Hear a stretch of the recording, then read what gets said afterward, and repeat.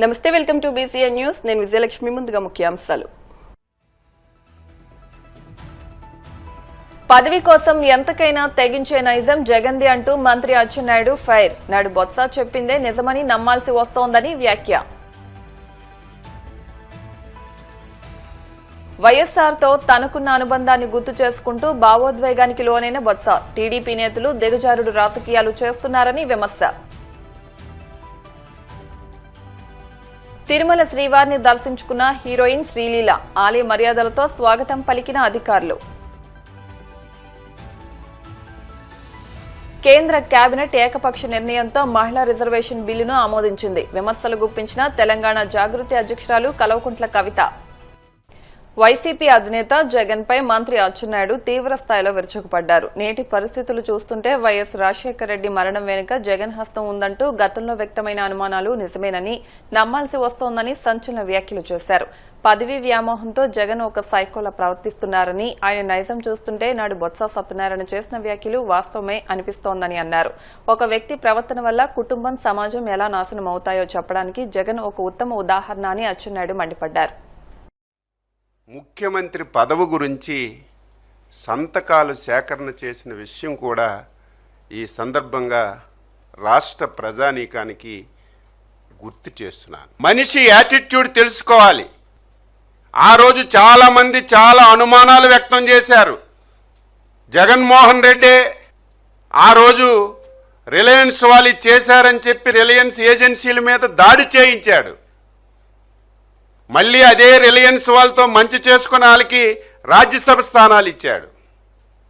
అదే సమయంలో చాలామంది సీనియర్ నాయకులు చాలా రకాలుగా మాట్లాడారు. అదే సమయంలో ఈ పార్టీలో ముఖ్య నేతగా ఉన్నటువంటి బొత్స సత్యబాబు గారు బహిరంగంగా వైఎస్ మృతి వెనక జగన్ హస్తం ఉందని సాక్షాత్తు నీ దగ్గర ఉన్నటువంటి బొత్స సత్యబాబు గారు ఆవేళ మాట్లాడారు. కానీ మేము ఆ రోజు అంత సీరియస్గా తీసుకోలేదు. సభ్య సమాజంలో ఎవరు కూడా ఇటువంటి పని చెయ్యరని. కానీ తరువాత పరిణామాలన్నీ కూడా చూస్తుంటే ఒక సైకోకి పదవీ వ్యామోహం వస్తే పదవి గురించి ఏదైనా చేస్తాడు. తండ్రినైనా వదలడు, బాబాయినైనా వదలడు, తల్లినైనా వదలడు, చెల్లినైనా వదలడు, ఈవెన్ పార్టీ వాళ్ళనైనా సరే వదలడని తరువాత జరిగినటువంటి పరిణామాలన్నీ కూడా మనం చూస్తున్న విషయం కూడా ఈ సందర్భంగా తెలియజేస్తున్నాను. తండ్రి మరణాన్ని సింపతిగా మలుసుకొని ఏ విధంగా ప్రవర్తించాడో ఒకటి. తండ్రి మరణం నిర్ధారణ కాకముందే సంతకాలు పెట్టి ముఖ్యమంత్రి పదవి గురించి ఏ విధంగా ప్రయత్నం చేశాడో మనందరికీ తెలిసిన విషయం. తరువాత తెలుగుదేశం పార్టీ 2014లో గెలవటం, జగన్మోహన్ రెడ్డి తండ్రి సావుని సింపతిగా ఎంపిక చేసుకొని రాష్ట్రం అంతా తిరిగి సింపతి పొంది ఒక్క అవకాశం అని చెప్పి ఎలక్షన్లో వెళ్ళినా ఏ ఒక్కరూ ఆ వ్యక్తికి నమ్మలేదు. అధికారాన్ని ఇవ్వడానికి ఇష్టపడలేదు. ఏ సర్వేలు చూసినా 2014, 19 మళ్ళీ చంద్రబాబు నాయుడే ముఖ్యమంత్రి అవుతారు, ఎక్కడ ప్రజల్లో కూడా వ్యతిరేకత లేదు. అటువంటి పరిస్థితిలో ముఖ్యమంత్రి పదవి గురించి బాబాయి వైఎస్ వివేకానంద రెడ్డిని అడ్డంగా గొడ్డలతో నరికిన విషయం నేను చెప్పడం కాదు, చిన్న పిల్లవాడికి లేపినా, పడుకున్నవాడికి లేపినా ప్రతి ఒక్కరూ చెప్పే పరిస్థితి వచ్చిందని చెప్పి ఈ సందర్భంగా తెలియజేస్తున్నాను. తరువాత చెల్లి నువ్వు జైల్లో ఉంటే ఏ విధంగా పాదయాత్ర చేసిందో ప్రతిరోజు ఆవిడే మాట్లాడుతుంది. ఏ విధంగా నీ గురించి, నీ పార్టీ గురించి కష్టపడిందో ఆవిడే చెప్తుంది. తండ్రి ఇవ్వవలసినటువంటి ఆస్తి కూడా ఇవ్వకుండా ఇంటిలో బయటికి పంపించిన విషయం కూడా రాష్ట్ర ప్రజలు ఒకసారి తెలుసుకోవాలి. ఎవరమైనా సరే, ఎవరి మీద వ్యతిరేకం ఉన్నా తల్లిని, తండ్రిని, చెల్లిని, కుటుంబాన్ని గౌరవిస్తారు. కానీ ఒక వ్యక్తి తన స్వార్థం గురించి, పదవి గురించి ఎవరిని దృష్టిలో పెట్టకుండా ఏ విధంగా వ్యవహరిస్తున్నాడో విఘ్నులైనటువంటి ప్రజలు తెలుసుకోవలసినటువంటి అవసరం ఉంది. మీ నాన్నగారు మీ చెల్లికి సమాన వాటా ఇమ్మన్నారు, నా సమక్షంలోనే మొత్తం రాసి పెట్టారు, నువ్వు ఇవ్వాలని చెప్పి తల్లి అడిగితే చివరిని తల్లిని కూడా బయటికి పంపించినటువంటి నైజం ఉన్నటువంటి వ్యక్తి జగన్మోహన్ రెడ్డి అని చెప్పి ఈ సందర్భంగా తెలియజేస్తున్నాను.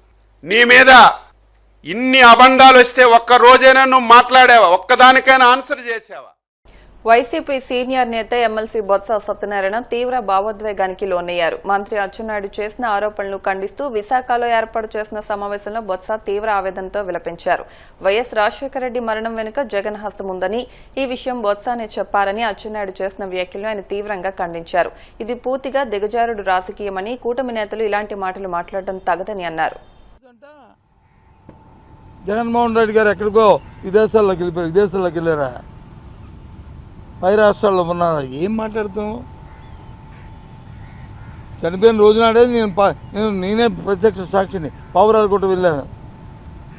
అన్వేషించడానికి కేంద్రంతోనే రాష్ట్రంతోనే మా పక్క సంప్రదింపులు చేసి తెల్లవారు 5 గంట 4 గంటలకల్లా ఆ బాడీ ఎక్కడుందనేది టేస్ట్ చేసి కర్నూలులో వచ్చి పోస్ట్ మార్టం జరిపించుకుని కర్నూలు వరకు వెళ్ళి కర్నూలులో అక్కడ పోలీస్ పరేడ్ గ్రౌండ్స్లో అక్కడ ఉంచి అక్కడ నుంచి నేను ముందుగా క్యాంప్ ఆఫీస్కి వచ్చాను.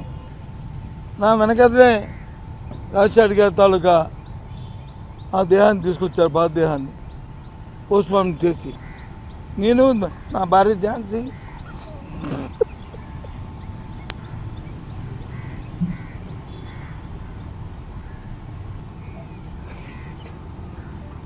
ఇట్లే రాజకీయాల కోసం దిగుతాడు, రాజకీయాలు చేయట్లే, రాజకీయాల కోసం ఉన్న మాటలు మాట్లాడి లేని మాటలు తెచ్చుకోవట్లే. ఈ రాష్ట్ర చరిత్రలో ఎన్నో విషయాలు ఉన్నాయి ఈ గుండెల్లో. నీ సంగతులు కానీ, మీ పార్టీ సంగతులు కానీ, మీ నాయకుల సంగతులు కానీ అలాగే ఉన్నాయి. అలాంటి నేనేదో ప్రెస్ మీట్ పెట్టి దాన్ని ఖండించడానికి రాలే. రాజశేఖర రెడ్డి గురించి మాట్లాడని వచ్చాను. అంటే ఉచ్చ రాజకీయాల కోసం, పదవుల కోసం, వాటి కోసం ఈ రకమైన నీచమైన దిగజారుతానని అనుకోలే. చెయ్యి దమ్ముంటే ఈ రాష్ట్రంలో ప్రజలకు వచ్చి న్యాయం చేయి. నీకు ఇచ్చిన పదవులు నువ్వు న్యాయం చేయి. ఎంత పచ్చిగా నేను అబద్ధం ఆడుతున్నావు. మూలపేట బోర్డుకి వెళ్ళినప్పుడు 40 మందికి వచ్చి పోలీసులు వచ్చి పర్మిషన్ ఇచ్చారు, ఇప్పించానని చెప్తాం. ఎంత అబద్ధం అది రాజకీయాల్లో. ఇవే ఏమనుకుంటున్నావు? గౌరవాన్ని ఇచ్చి గౌరవాన్ని పుచ్చుకోవాల్సిన రాజకీయాల్లో మంచిది. అంతేగాని రాజకీయాల కోసం, రాజకీయ పదవుల కోసం లేనిపోయిన దిగజారుడమైన మాటలు మాట్లాడుతూ నాకేం పర్వాలే. మీరు జగన్మోహన్ రెడ్డి గారితో వచ్చి ఏదో అన్నాను ఆయన నాకేమి నష్టం కాదు. కానీ రాజశేఖర రెడ్డి గారితో అవసరాన్ని తీసుకొచ్చి పెట్టావు కాబట్టి ఇవాళ ఇది మాట్లాడుతున్నాను. ఆ రోజు ఆయన పోతే నేను ఝాన్సీ వెళ్ళి ఆయన్ని జగన్మోహన్ రెడ్డి గారిని 2 చేతులు కుడిమొక్కలు ఎడమొక్కలు ఉండి తీసుకొచ్చి అక్కడికి తీసుకొచ్చాం. కావలిస్తే చూసుకోండి క్లిప్పింగ్లు మీ దగ్గర. ఆయన ఊర్లో లేరా అప్పుడు? ఆయన మా ఇద్దరం తీసుకెళ్ళదా క్యాంప్ ఆఫీస్లో ఇంటి దగ్గర నుంచి అక్కడికి? ఇది వాస్తవం కాదా? ఏంటి మాటలు? రాజకీయాల కోసం ఏదో మాట్లాడు. మీకు మామగారిని ఇష్టం లేకపోతే ఇష్టం వచ్చని మాట్లాడు, లేదా అమరావతి నీకు ఇష్టమైతే మాట్లాడు. ఆవిడ అంది కదా, ఎవరు రేణుకా చౌదరి, ఇది అమరావతి కాదు కమరావతి అంది కదా అను. చంద్రబాబు నాయుడు నీకు ఇష్టమైతే కమరావతిను, నీకు ఇష్టమైతే వచ్చిన నువ్వు తందాంతాన్ని బ్యాండ్ కొట్టుకో, ఆ కమరావతి కావాలి అక్కడంటే. అంతేగాని ఇదే దిగజారిపోయి ఈ మాటల చదివి రాజశేఖర రెడ్డి గురించి ఈ మాటల. ఆ రోజు రిలయన్స్ మీద తీసుకున్నాడు మా వంశీ చంద్రరెడ్డి. ఆ రోజు యుద్ధకానికి ప్రెసిడెంట్గా ఉండే ఆయన కదా తొలి ఈ సోషల్ మీడియాలో వచ్చిన ఇవి చూసి అది చేస్తే కాదని చెప్పి దెబ్బలు ఆపించింది మేమే కదా. ఆ రోజు మీనే కదా. కాదా? వాస్తవం కాదా? ఏంటి మాటలు? నీకు ఇష్టమైతే జగన్మోహన్ రెడ్డి గురించి మాట్లాడు. రాజకీయంతో పోరాటం తీస్తే. అంతేగాని చనిపోయిన మహానుభావుని రాజశేఖర్ గారిని తీసుకొస్తావు మళ్ళీ వీధుల్లోకి. ఎందుకు ఆయన తీసుకొస్తావు? ఏం చంద్రబాబు నాయుడు ఇదేనా చాలుగా బుద్ధి? నీ నీచమైన ఆలోచన, నీచ సంస్కృతి, ఇదే కార్యక్రమం. రాష్ట్ర రాజకీయాలు ఎలా తయారేమంటే సభ్యత, సంస్కారం, ఒక సంస్కృతి ఏమీ లేవు. దానికోసం, ఆ రాజకీయాల కోసం, ఆ పదవుల కోసం ఎంత మాట అయినా మాట్లాడతారు, ఎంత రాత్రైనా రాస్తారు, ఎవరినైనా సరే మాట్లాడతారు. ఇప్పుడున్న నాయకుల చరిత్రలు తెలియమనుకుంటున్నాం ఎవరికి, మాకెవరికి. ముఖ్యమంత్రి చంద్రబాబు సంకల్పించిన స్వర్ణాంధ్రప్రదేశ్ లక్ష్య సాధనలో భాగంగా శ్రీకాకుళం నగరాన్ని సర్వాంగ సుందరంగా తీర్చిదిద్దుతున్నట్లు కేంద్ర మంత్రి కింజారపు రామ్మోహన్ నాయుడు తెలిపారు. నగరంలోని పలు అభివృద్ది పనులను జిల్లా collector Swapnil Dinkar, joint collector Farman Ahmed Khan, MLA Gondu శంకర్తో కలిసి క్షేత్రస్థాయిలో పరిశీలించారు. తొలుత గోనపాలెం పార్కును సందర్శించిన అనంతరం కోడి రామ్మూర్తి స్టేడియం పనులను సమీక్షించారు. నగరంలో అభివృద్ది చేస్తున్న పార్కులకు ప్రజల నుంచి విశేష స్పందన వస్తోందని, ముఖ్యంగా కార్గిల్ పార్కులో చిన్నారులు, వృద్ధుల కోసం చేసిన ప్రత్యేక ఏర్పాట్లను నగర ప్రజలు ఎంతో స్వాగతిస్తున్నారని చెప్పారు. జిల్లా కలెక్టర్ గారు, జేసీ గారు, అలాగే స్థానిక శాసనసభ్యులు శంకర్ గారు అందరూ కూడా కలిసి ఆ పార్క్ ఉన్న లొకేషన్స్ లో స్థానికులందరితో కూడా మాట్లాడి పార్క్స్ ని అభివృద్ధి చేయాలన్న ఆలోచనతో ఈ ప్రోగ్రాం పెట్టుకున్నాం. ఇక్కడ కార్పొరేషన్ లో మన గోనపాలెం, అలాగే హట్కో కాలనీ, ఈ అబ్దుల్ కలాం పార్క్, అలాగే ఆర్కే నగర్లో ఉన్న పార్క్, ఈ 4 పార్క్స్ కూడా ఐడెంటిఫై చేసి కూటమి ప్రభుత్వం తాలూకా ఆలోచన ఆంధ్రప్రదేశ్ స్వర్ణాంధ్రప్రదేశ్గా తయారవ్వాలనంటే ప్రతి ఒక్కరు కూడా ఆరోగ్యంగా ఉండాలి. ఆరోగ్యంగా ఉండాలనంటే కేవలం శారీరకంగానే కాదు, మానసికంగా ఆరోగ్యంగా ఉండాలి. ప్రతి ఒక్కరికి కూడా ఆహ్లాదకరమైనటువంటి వాతావరణంలో కొన్ని పార్కులు వాళ్ళకందరికీ, ముఖ్యంగా అర్బన్ ఏరియాస్లో ఉన్న వాళ్ళందరికీ కూడా మంచి పార్క్స్ అందుబాటులో ఉండాలనేది చంద్రబాబు నాయుడు గారి తాలూకా ఆలోచన, ఆయన తాలూకా సంకల్పం. ఆ విజన్ని శ్రీకాకుళంలో ఇంప్లిమెంట్ చేయడానికి స్థానిక నాయకత్వంగా మేమందరం కూడా మా తరపున ఒక కార్యక్రమాన్ని మేము మొదలుపెట్టాము. అందులో మొట్టమొదట ఒక ఛాలెంజ్గా తీసుకొని శ్రీకాకుళం కార్పొరేషన్లో ఉన్న కార్గిల్ పార్క్, ఏదైతే కార్గిల్లో భారతదేశం సాధించినటువంటి విజయాన్ని స్మరించుకుంటూ సన్మానించుకుంటూ ఆ రోజు చేసినటువంటి ఆ పార్కు చాలా డైలాబిటేటెడ్ కండిషన్లో ఉంటే దానికి సుమారు 2 కోట్ల రూపాయలు ఖర్చు పెట్టి సుడా తరపున బ్రహ్మాండంగా పార్క్ని రీడెవలప్ కూడా మనం చేయడం జరిగింది. దాన్ని చేసిన తర్వాత పబ్లిక్ నుంచి వచ్చినటువంటి రెస్పాన్స్ ఎంతో ఆసక్తికరంగా, ఎంతో అప్రిసియేషన్తో పబ్లిక్ అందరూ కూడా దాన్ని మెచ్చుకున్నారు. సో అది ఏదైతే సక్సెస్ఫుల్గా ఒక పార్క్ని మనం రీడెవలప్ చేశామో దాన్ని మరింత 4 పార్కులు చేయాలన్న ఆలోచనతో ఈరోజు 4 పార్క్స్ని కూడా విజిట్ చేశాం. లోకల్ వాళ్ళతో కూడా మాట్లాడి వాళ్ళు కోరుకున్న విధంగా, ఎందుకనంటే ప్రతిరోజు వాళ్ళే వాడుకుంటారు పార్క్ కాబట్టి వాళ్ళకి ఏ ఎమ్యూనిటీస్ కావాలి, ఏ ఫెసిలిటీస్ కావాలి, అవన్నీ కూడా వాళ్ళతో చర్చించి అవన్నిటిని కూడా ఇందులో పొందుపరిచి, ముఖ్యంగా చిల్డ్రన్ కానీ వృద్ధులు కానీ వాళ్ళు ఎక్కువగా వాడుతుంటారు ఈ పార్క్స్ కాబట్టి వాళ్ళకి కావాల్సినటువంటి ఫెసిలిటీస్ అన్నిటితో. ఇప్పుడు పార్క్స్ అని అంటే ఒక బెంచ్ మార్కు మనకి సిటీస్, విశాఖపట్నం, విజయవాడ, హైదరాబాదు అలాంటి దగ్గరికి వెళ్తే మనం ఎప్పుడైనా విజిట్ చేసినప్పుడు కూడా ప్రత్యేకంగా ఫ్యామిలీస్ని మనం పార్క్స్కి గడుపు తీసుకొని వెళ్తాం, ఎంజాయ్ చేయాలని, ఆ పార్క్స్ ఆ అందాన్ని కూడా మనం చూడాలి. సో ఆ స్టాండర్డ్స్తో శ్రీకాకుళం కార్పొరేషన్లో కూడా పార్క్స్ తయారు చేయాలనేది మా తాలూకు ఆలోచన. దానికోసం ఏదైతే కార్గిల్ పార్క్ మాకు బ్రహ్మాండంగా ఒక సక్సెస్ఫుల్గా చేయించామో ఆ స్టాండర్డ్స్తో ఈ పార్క్స్ అన్నీ కూడా డెవలప్ చేస్తామని కూడా తెలియజేసుకుంటున్నాను.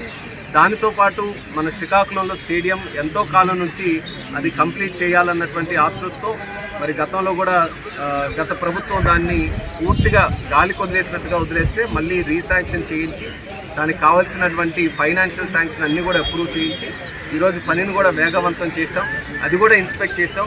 వచ్చే 3 నెలల్లో ఆ పనులు కూడా శ్రీకాకుళంలో ఉన్నటువంటి కోడి రామ్మూర్తి స్టేడియం పనులు కూడా పూర్తి చేయాలన్న ఆలోచనతో దానికి కూడా స్పెషల్ రివ్యూ, ఫీల్డ్ రివ్యూ కూడా ఈరోజు చేశాం. కాంట్రాక్టర్ని అలాగే స్పోర్ట్స్ డిపార్ట్మెంట్ అధికారుల్ని అందరినీ కూడా పిలిపించి కలెక్టర్ ఆధ్వర్యంలో కూడా రివ్యూ చేసి ఎట్టి పరిస్థితుల్లో 3 monthsలో వర్క్స్ కూడా ఫినిష్ చేయాలని చెప్పి స్పష్టంగా ఆదేశాలు కూడా జారీ చేయడం జరిగింది. ఇప్పుడు కాసేపు ప్రకటనలు.